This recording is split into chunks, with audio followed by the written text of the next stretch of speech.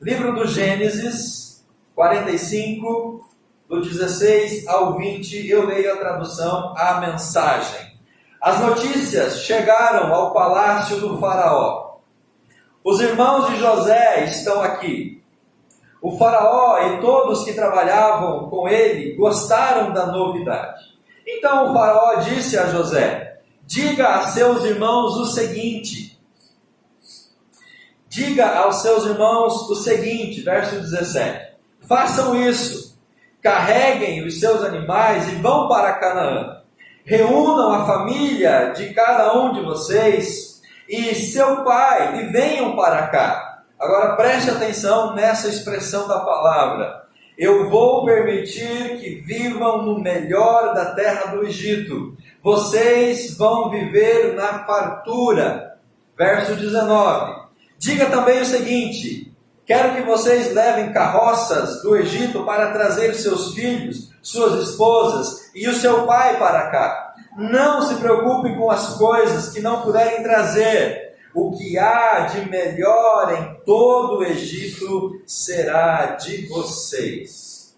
Meus irmãos, esta palavra, ao primeiro momento, é uma palavra até mesmo agradável. Quando eu leio essas duas expressões, vocês vão comer do melhor do Egito, vocês vão desfrutar do melhor da terra, para mim é uma palavra inspiradora. Porque afinal de contas, quem de nós não gosta de desfrutar do melhor? Quem de nós não gosta de comer do bom e do melhor? Quem de nós não gosta de viver num lugar bom, num lugar agradável? Quem de nós não gosta de ter uma casa boa, uma casa agradável, uma casa grande? Quem de nós não gosta de andar num bom carro? Quem de nós não gosta das coisas boas que a vida pode nos oferecer? Eu imagino que todos nós gostamos dessas coisas boas. O problema dessa palavra é que quem disse isso não foi Deus, o Senhor. Quem disse isso foi o faraó, o governador, o rei do Egito. Ele está convidando o povo de Deus, a família de José, até aquele momento, que depois se transformaria na herança do povo de Israel. Ele está convidando essas pessoas para sair de Canaã, a terra da promessa, para mudar para o Egito, e no Egito desfrutar e se fartar do melhor daquela terra. Meus amados irmãos, José é um personagem inspirador para todos nós. Essa história começa com José, com a história de José. Um jovem trabalhador, um jovem dedicado, um jovem obediente. E essa palavra inicial é para você, jovem, você adolescente. Se você quer governar no Egito, comece fazendo as tarefas dentro da sua casa. Amém, pai e mãe? Vou repetir, se você quer governar no Egito, comece fazendo as tarefas dentro da sua casa. Por que eu estou dizendo isso? José se torna governador do Egito. Mas a história de José começa ele cuidando das ovelhas, cuidando dos rebanhos, sendo um bom filho, sendo obediente, sendo dedicado ao seu pai e às tarefas de casa. E essa preferência que José tinha aos olhos do pai Jacó gera inveja, gera ciúme no coração dos outros irmãos. E aqueles irmãos, então, para não matar José, eles vendem José. E José então vai parar no Egito, e lá no Egito a história dele muda, a história dele se transforma, ele vence todas as perspectivas contrárias. Ele foi vendido como escravo, e ele se tornou escravo lá no Egito, mas a Bíblia diz, especialmente no livro do Gênesis, no capítulo 39, no verso 2, no verso 21 e no verso 23, diz que Deus estava com José. Amém? Deus estava com ele, e por essa intimidade de José com o Senhor, é que ele sai do posto de escravo, ele sai da prisão até a cadeira de vice-governador do Egito. José, ele é um personagem que nos inspira a permanecer, meus irmãos, na presença do Senhor. O que vai mudar a nossa história, o que vai mudar o nosso destino, o nosso futuro, é a maneira com que nós nos relacionamos com o nosso Deus. Não importa onde você esteja, se Deus estiver na sua vida, Deus vai cuidar, Deus vai proteger e Deus vai fazer você prosperar. José é vendido pelos irmãos para uma caravana de midianitas. Ele depois é revendido no Egito, vai trabalhar na casa de Potifar. Ele vai ser preso injustamente. E nós vemos em todos esses detalhes a Bíblia dizendo, capítulo 39, verso 2, verso 21 e verso 23. E Deus estava com José. Amém?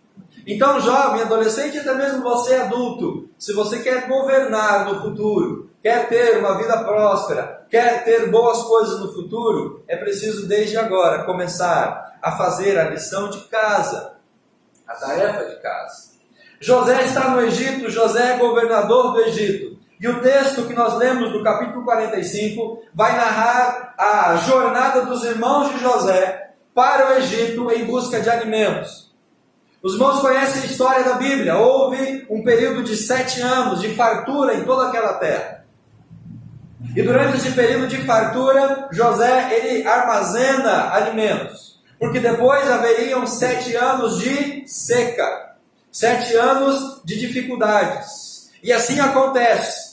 No primeiro ano de seca, os irmãos de José vão para o Egito, compram mantimento, voltam para casa. No segundo ano, eles vão para o Egito de novo. E nesse segundo encontro, meus irmãos, José, ele não resiste.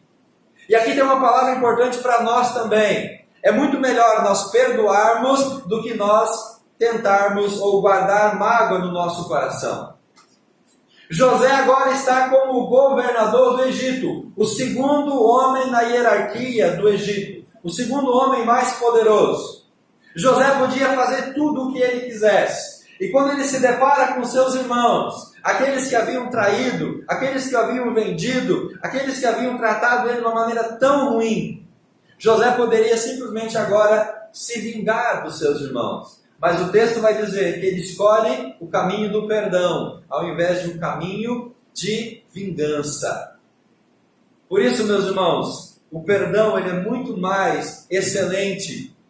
O perdão é muito mais edificante, o perdão é muito mais saboroso do que vingança, do que retribuir na mesma moeda. Enfim, os irmãos de José chegam até o Egito. E agora José se revela para aqueles homens. Ele chora na presença daqueles homens. Essa notícia chega até Faraó. E aí então agora Faraó vem ao encontro de José e dos seus irmãos. E nós lemos o texto de capítulo 45, verso 16. E então Faraó agora faz essa proposta para a família de José. Abandonem Canaã, venham para o Egito. Aqui vocês vão ter do melhor que a terra pode nos dar. Meus irmãos, essa proposta de Faraó, ela nada mais é do que uma ilusão. E é isso que eu quero compartilhar com vocês nessa noite. O perigo dessas ilusões. Por que havia fartura no Egito? E havia seca ou havia escassez em Canaã? Aquela seca, ela atingiu toda aquela região. Mas um detalhe importante nesse texto, meus irmãos. A fartura do Egito não dependia do Egito em si. A fartura que havia no Egito dependia de um homem chamado José. E aí a história é interessante porque se os irmãos de José não tivessem vendido ele como escravo, se os irmãos de José não tivessem agido daquela maneira, se José estivesse em casa, a fartura que agora eles foram buscar lá no Egito, estaria onde? Na casa deles. Porque assim como Deus deu a José o discernimento dos 7 anos de colheita e depois dos 7 anos de escassez, Deus daria esse mesmo discernimento para José. Então a fartura não estaria no Egito, a fartura estaria em Canaã. E aqui nós vemos como que a atitude daqueles homens, dos irmãos de José, agora está se revertendo contra eles. Porque se eles não tivessem vendido José, se eles não tivessem tratado José mal daquela maneira, eles não precisariam ter saído da sua casa, de Canaã, ir até o Egito, para no Egito encontrar alimento. Os irmãos percebem que ações que nós tomamos, decisões e escolhas que nós fazemos lá na frente, elas vão trazer as consequências sobre as nossas vidas. Os irmãos percebem como que isso é sério no nosso dia. E esse mesmo conceito ainda hoje, ele é aplicável. Talvez você está numa situação ruim hoje, porque lá atrás você tomou uma decisão errada, você fez uma escolha errada, e hoje você está sendo cobrado daquilo que você fez lá no passado. Vou repetir para os irmãos, se eles não tivessem vendido José para ser escravo no Egito, a fartura não estaria no Egito, a fartura estaria em Canaã. Amém? Mas como a fartura estava no Egito, agora eles têm que sair de Canaã para ir atrás do mantimento, para se alimentar. E a proposta que o faraó fez, meus irmãos, é uma proposta que de início é boa, mas que com o passar do tempo e no final ela vai revelar as verdadeiras intenções, ou ela vai se manifestar como uma grande ilusão para as nossas vidas. Por quê? Porque Faraó, ele é um símbolo, ele é uma ilustração, ele é um tipo do inimigo, do adversário, de Satanás. Quando nós olhamos para a história do Gênesis, na história do Êxodo, a história da Bíblia, nós fazemos alguns paralelos. Por exemplo, o Egito simboliza o mundo. O faraó que governa o Egito simboliza o governador do mundo, que é o diabo. O povo de Israel simboliza a igreja, o povo de Deus. Quando depois Moisés é enviado para libertar o povo do Egito, nós vemos a figura de Cristo, o libertador. Quando eles passam pelo mar vermelho, é uma figura do batismo, a libertação do pecado através das águas. E essa simbologia, ela é importante para a compreensão dessa passagem. O que nós estamos lendo aqui é o governador, é o rei do Egito, fazendo uma proposta para o povo de Deus deixar Canaã, a terra da aliança, a terra da promessa, para buscar fartura fora de Canaã, para buscar fartura no Egito. E aí, meus irmãos, por que nós temos que dizer não às ilusões do mundo? Porque as ilusões do mundo, elas são difíceis de nós desfrutarmos delas, sem acostumarmos com elas. Por que nós temos que dizer não para as vaidades do mundo, para as coisas do mundo? Porque é impossível você desfrutar sem você se acostumar. E foi isso que aconteceu com os irmãos e a família de José. Eles foram para o Egito, eles desfrutaram da fartura do Egito. Meus irmãos, eles estavam no melhor lugar, na melhor terra, na região de Gósen. Uma região vasta, uma região fértil. E além disso, eles estavam vivendo lá, debaixo da tutela de José. Você pode imaginar como José estava tratando a sua família. Ele estava dando para aqueles homens, para aquelas mulheres, para aquelas crianças o melhor daquela terra. E aqueles homens então acostumaram com o melhor da terra do Egito. Eles se acostumaram, eles foram enredados, eles foram de uma maneira tão grandiosa, iludidos por tudo aquilo, que eles tiveram como uma amnésia de onde eles saíram, quem eles eram e por que eles estavam lá. E a Bíblia nos apresenta dois personagens que passaram por uma condição semelhante aos irmãos de José. Você conhece a história de Noemi, no livro de Ruth? A Bíblia diz que houve um período de escassez, de fome em Belém, aonde Noemi vivia. A Bíblia diz que ela saiu de Belém junto com seu esposo e seus 2 filhos, e eles foram passar um tempo na terra de Moabe. O nome Moabe, meus irmãos, significa terra dos desejos. Belém, aonde ela morava, significa casa do pão. Noemi deixa a casa do pão e ela vai buscar satisfação na terra dos desejos. E você sabe como termina a história de Noemi? Ela volta para a casa do pão, amarga, vazia, arrebentada. Por quê? Porque a terra dos desejos tirou o pouco que ela tinha quando ela foi para lá.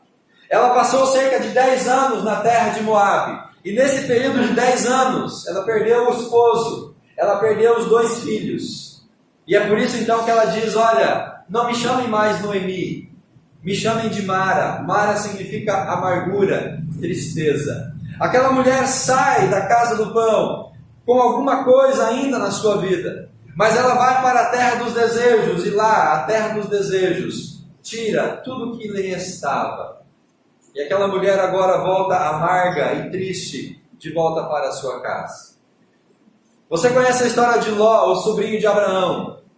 Em um dado momento da história, Ló se separa de Abraão.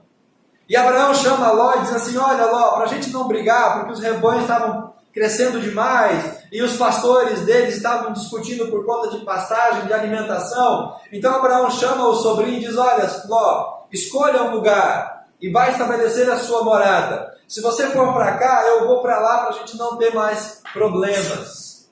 E a Bíblia diz no livro do Gênesis, capítulo 13, que Ló, ele olha a planície. Ló, ele olha um vale próximo da cidade de Sodoma. Um lugar bonito, um lugar fértil, um lugar próspero. O capítulo 13, versículo 10 do Gênesis, diz que era parecido com o jardim do Senhor, parecido com o jardim do Éden. Ló olha aquela terra, a facilidade, a fartura, tudo que ele poderia ter naquela região, e ele vai viver lá. Mas aí, meus irmãos, Ló depois começa a colher os frutos da sua escolha.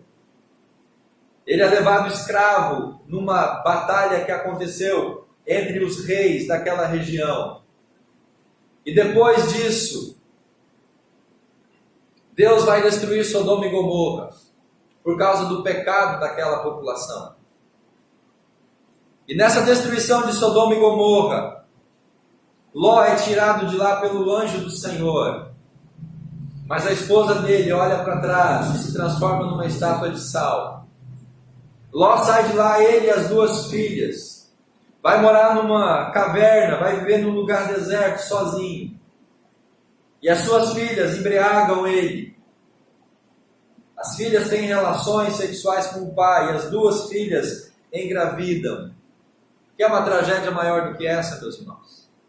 Por quê? Porque Ló olhou para a terra e viu as ilusões, viu a fartura, viu a prosperidade, mas não se deu conta de onde ele estava estabelecendo a sua casa. Sodoma e Gomorra eram cidades promíscuas, cidades devastas, cidades malvadas, tanto que Deus destrói elas com fogo por causa da sua pecaminosidade. Meus irmãos, é impossível alguém desfrutar dos prazeres, das coisas boas da vida e não se acostumar demais com essas coisas. Quando você é tomado pelas ilusões do mundo, quando nós somos envolvidos por essas ilusões, nós acabamos ficando presos a elas. E aí, como numa armadilha, é difícil a gente sair desse lugar de escravidão. Nós temos que ter atenção e cuidado com as ilusões do mundo. Segundo lugar, por que as ilusões do mundo nós devemos dizer não para elas? Porque muitas vezes nós perdemos o time e o tempo de voltar de onde nós saímos.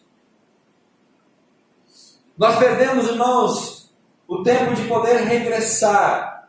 Voltando à história de José e dos seus irmãos, aqueles homens saem de Canaã para o Egito em busca de alimento. Haveria ainda mais 5 anos de seca. Haveria ainda mais 5 anos de escassez.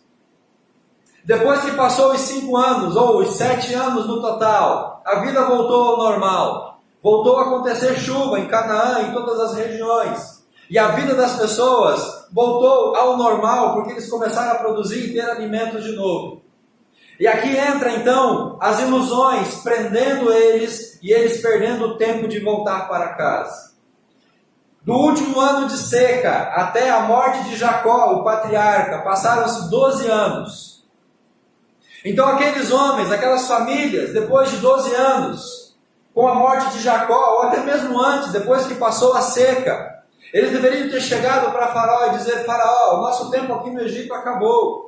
Nós vamos voltar para Canaã, vamos voltar para a nossa terra, vamos voltar para casa, vamos voltar para o nosso lar. Mas eles não voltaram, ficaram no Egito.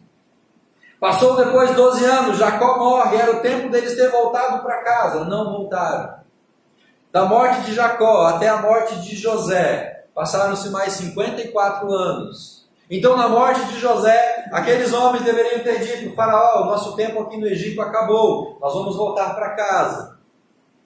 Mas eles ficaram 66 anos lá, desde que eles foram até a morte de José.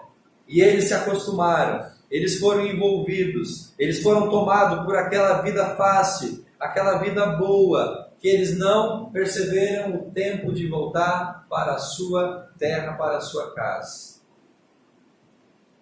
A Bíblia diz no livro do Êxodo, no capítulo 1, que José morre. E depois da morte de José, se levanta um novo rei, que não conhecia José. E esse novo rei agora vai escravizar Israel.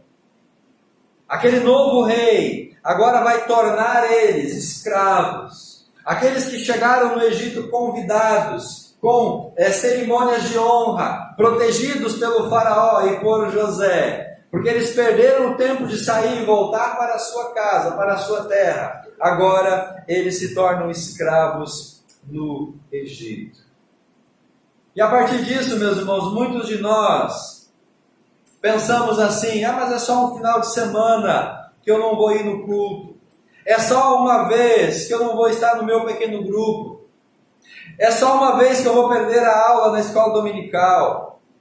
Eu só fiquei hoje sem ler a Bíblia. São poucos dias sem orar. É só hoje que eu vou participar de uma festa de aniversário com um amigo meu. É só desta vez que eu vou acompanhar o meu amigo numa confraternização.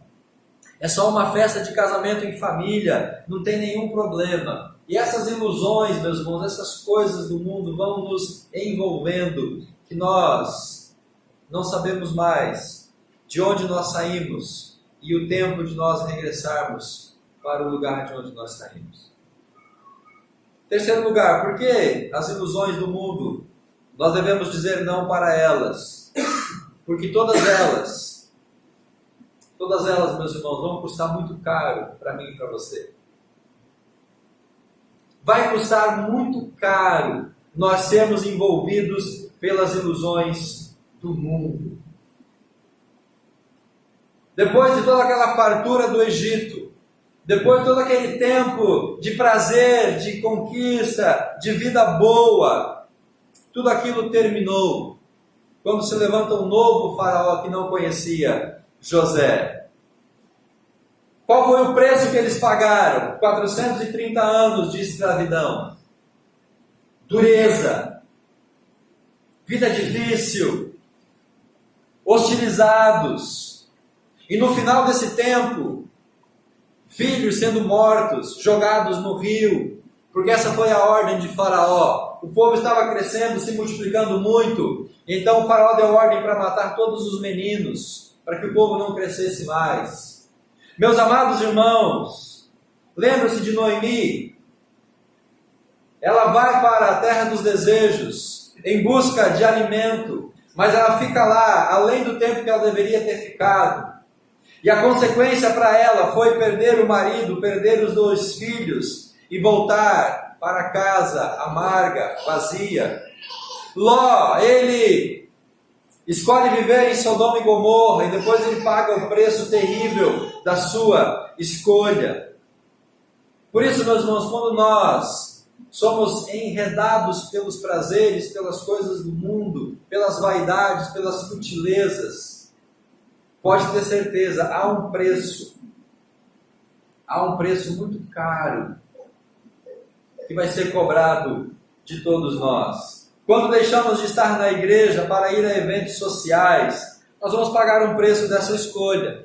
Quando nós deixamos de investir tempo na formação espiritual, para gastar tempo com futilidades da vida, nós vamos pagar um preço amargo por essas escolhas. Nada daquilo que o mundo nos oferece, meus irmãos, e que nós aceitamos, vem de graça, nós vamos pagar um preço. A vida espiritual é muito valiosa para ser desperdiçada quando trocada por coisas fúteis e passageiras que o mundo nos oferece. Algumas vezes nós pensamos que aquilo que nós vamos fazer é algo bom, mas depois nós vamos descobrir que aquilo só trouxe amargura, só trouxe tristeza e dor. e decepção para a nossa vida. Como nós estamos lidando com as sutilezas, as futilezas, as vaidades, as ilusões que o mundo está nos oferecendo? Qual foi o problema dos irmãos de José? Não foi eles terem ido para o Egito. O problema foi eles terem gostado demais do Egito. O problema foi eles terem perdido o tempo de voltar para casa. E assim, meus irmãos, quando nós gostamos demais das coisas da vida, das coisas do mundo, quando nós não percebemos o tempo de sair daquela condição e voltar para a nossa origem, nós vamos pagar o preço dessa escolha. E o preço normalmente é amargo e é um preço duro demais para nós. Se os irmãos de José não tivessem vendido ele, eles não precisariam ter saído de Canaã para buscar alimento no Egito. Se eles tivessem voltado para Canaã logo depois do final da seca, ou se eles tivessem voltado para casa depois da morte de Jacó, ou até mesmo depois da morte de José, eles não teriam sido escravizados no Egito.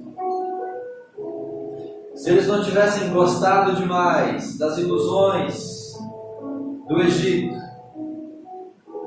se eles não tivessem perdido o tempo, a oportunidade de retornar, eles não teriam pago um preço muito caro como eles pagaram. E tudo isso, meus irmãos, tem a ver com a nossa vida diante do Senhor. Você pode aplicar esta palavra ao seu relacionamento com Deus, seu relacionamento com a igreja, com a família cristã. Guarde isso no teu coração. O mundo vai te oferecer ilusões. O mundo vai te oferecer coisas boas, que no começo são coisas boas, que no começo são coisas prazerosas, nos satisfazem, mas depois elas vão trazer as consequências. As ilusões do mundo, meus irmãos, em um dado momento, nós vamos mandar a fatura da cobrança por aquilo que elas nos ofereceram. E você vai poder, ou você vai pagar com aquilo que é mais valioso. Muitas vezes as ilusões do mundo vão tirar a sua família. As ilusões do mundo vão tirar a sua saúde. As ilusões do mundo vão tirar a sua felicidade, a sua paz, a sua tranquilidade. As ilusões do mundo vão te aprisionar. As ilusões do mundo vão te oprimir, tal qual fez o Egito para com a família de José, os israelitas. Eu creio sim que Deus pode nos dar o melhor, mas é Deus quem tem que nos dar o melhor, meus irmãos, não o mundo. Então sempre que o mundo te oferecer o melhor, sempre que o mundo te oferecer a fartura, mesmo sempre que o mundo te oferecer alegria, satisfação, cuidado, isso é uma ilusão. Isso é uma armadilha para te laçar, para te prender, para te escravizar. Cuidado com as ilusões. Vença essas falsas ilusões. Lembre de onde você saiu. Lembra que você um dia deixou a presença de Deus, a casa do Pai. Lembra que um dia você deixou a sua intimidade com o Senhor, a sua comunhão, porque você foi iludido pelas coisas do mundo. Mas agora essas coisas do mundo estão trazendo consequências para você. Elas estão mandando a cobrança, e é um preço duro, é um preço caro. Não vale a pena, meus amados. João disse para nós: não amem o mundo, as coisas que há no mundo, as vaidades, são coisas passageiras, são coisas vãs, são coisas vazias. Não amem o mundo e nem as coisas que existem no mundo. Deus tem o melhor para você, não é o Egito. É Deus quem tem o melhor para você. Não é o diabo, é Deus quem tem o melhor para você. Não é o mundo, é Deus quem tem o melhor para você. Não é buscando prazer, satisfação, preenchimento nas coisas que a sociedade e a vida, que o mundo oferece, que você vai encontrar o que você procura. É Jesus quem pode preencher o vazio do seu coração. É Jesus quem pode dar aquilo que você está procurando.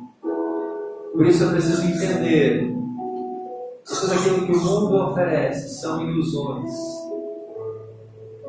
São ilusões. Diga não a essas ilusões. Existem várias armadilhas que no início se apresentam como coisas boas. Na aparência são coisas boas, mas elas acabam trazendo dor e sofrimento. Elas acabam trazendo dor e sofrimento. Tem um ditado que diz que nem tudo que reluz é ouro. Cuidado, meus irmãos, cuidado com as coisas que se apresentam diante de nós. Podem ser armadilhas do inimigo para nos afastar de Deus, da presença do Pai, da comunhão da igreja. Se nós não estivermos atentos, vamos ser iludidos como Eva foi iludida por Satanás. Temos que estar atentos espiritualmente para não ser iludidos pelas falsas ilusões que o mundo nos oferece. Nada de bom pode vir do mundo. Nada daquilo que o mundo oferece pode ser melhor do que Deus tem para nós. A escolha está diante de nós, querido. A decisão é nós quem vamos tomar. Deus, em nome de Jesus, nos ajuda a fazer escolhas sábias. Deus, em nome de Jesus, nos ajuda a fazer escolhas sensatas. Nos ajuda a identificar as ilusões que o mundo está colocando diante de nós. Nos ajuda a entender, a discernir espiritualmente as ciladas que o inimigo coloca nas nossas vidas. Nos ajuda, Pai, a vencer as ilusões, a não ser afastado da Tua presença por essas ilusões. Nos ajuda, Pai, a vencer, para a honra e glória do Teu nome. Em nome de Jesus, nós oramos.